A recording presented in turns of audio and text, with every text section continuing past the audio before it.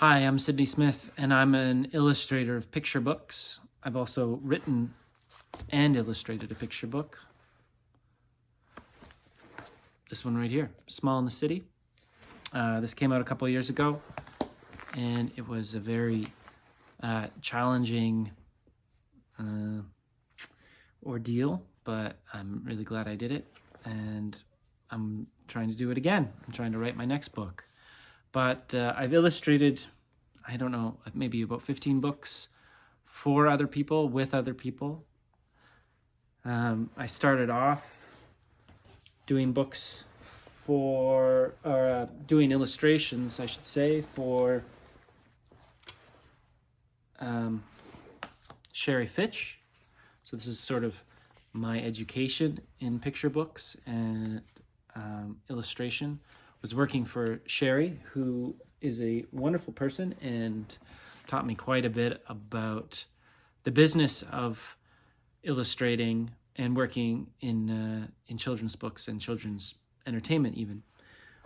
I've also, after that, worked on a picture book for Jill Barber, who's a musician. This one's called Music is for Everyone.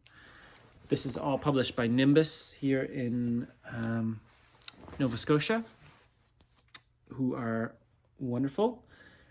So from there, I went to Toronto. I moved to Toronto, and as luck would have it, the editor at Groundwood Books, Sheila Berry, who is no longer with us, but she sent me a message asking me if I wanted to illustrate this book, Sidewalk Flowers.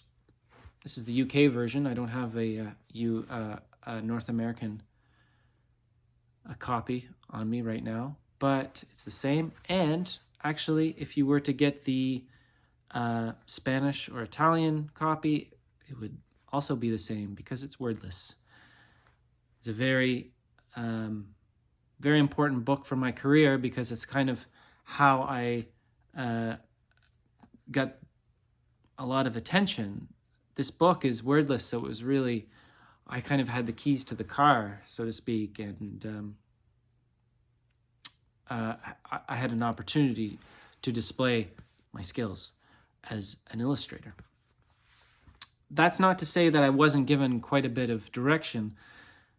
John Arno Lawson, the author, he wrote this story, but had the insight and inspiration to keep his words out of it, which I believe it makes it a very special book. He gave me quite a bit of direction for this book, so that was really helpful. It was laid out spread by spread, so the action was described as the book went along. So that really helped me out because there were no words for me to follow with the images. One note that he did give was the how color goes from desaturated to brighter and more saturated and lush. I think that was probably the best suggestion for my illustrations that I could have been given. But beyond that, there really wasn't much else. There was no description of a character. Didn't say what kind of city it was. It was important that it was in the city, obviously. And I made sure that it was Toronto, but not only Toronto. It needed to be kind of universal North American city. And it was kind of intentional. I really thought maybe if I kept it sort of a generic city, that it just kind of it would attract more readers, I think, and there's a possibility that anyone looking at the book could say that, hey, that's my city. Although if you are from Toronto or familiar with Toronto, you would look at it and say, oh, I know exactly where that is. Now, this book was the first book I did when I moved to Toronto. It was a love letter to Toronto, and this would be a kind of a goodbye letter to Toronto. It's a bit different. It's a little bit more emotional, emotionally complicated, I think. Challenging in certain ways because it starts out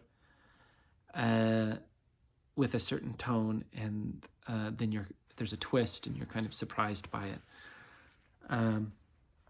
I was really happy with this book, but it was very, very hard for me to do because I'm not used to writing and I don't know what my voice sounds like. And I don't know, it doesn't come naturally to me. I can do a drawing on a piece of paper and tell you whether it's a good drawing or not. But if I wrote down a couple words, it doesn't happen the same way when I'm writing. But it did come around, and I'm happy with the results. Although it took a long time for me to get happy with the results. I have collaborated with other authors. Let's see. After Sidewalk Flowers, there was Grand Tilly Go Walking with Monica Culling. There was The White Cat and the Monk by Joellen Bogart.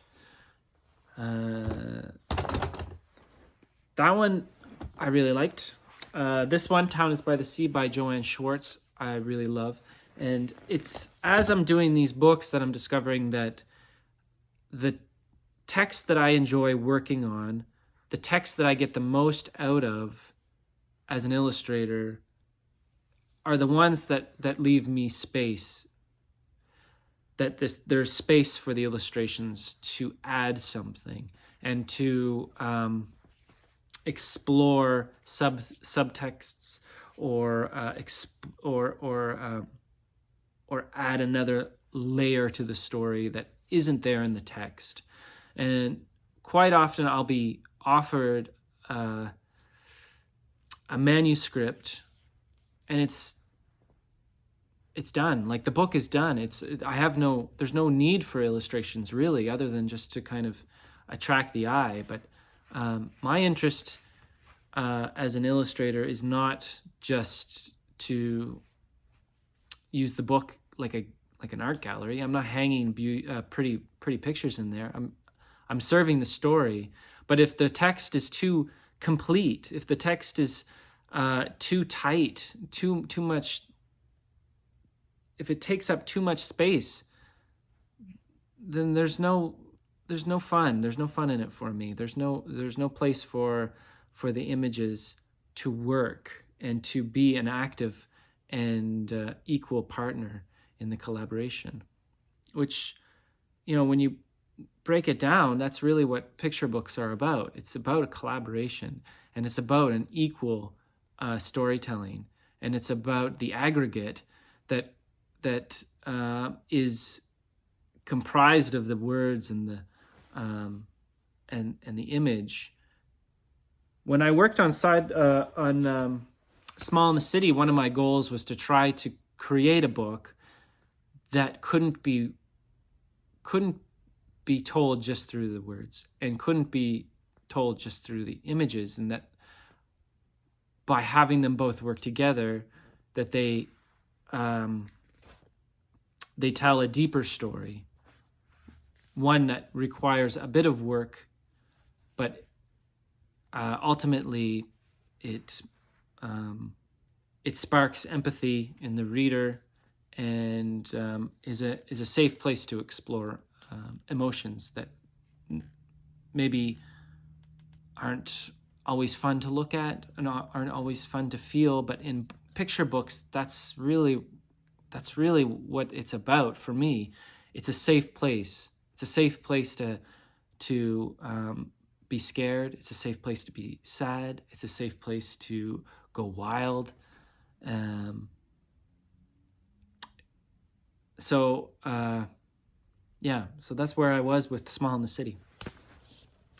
Now, with going back to Sidewalk Flowers, I was given quite a bit of direction for this book, but I would never really I wouldn't accept that level of notes and direction from any of the other books. And I never really received much anyway.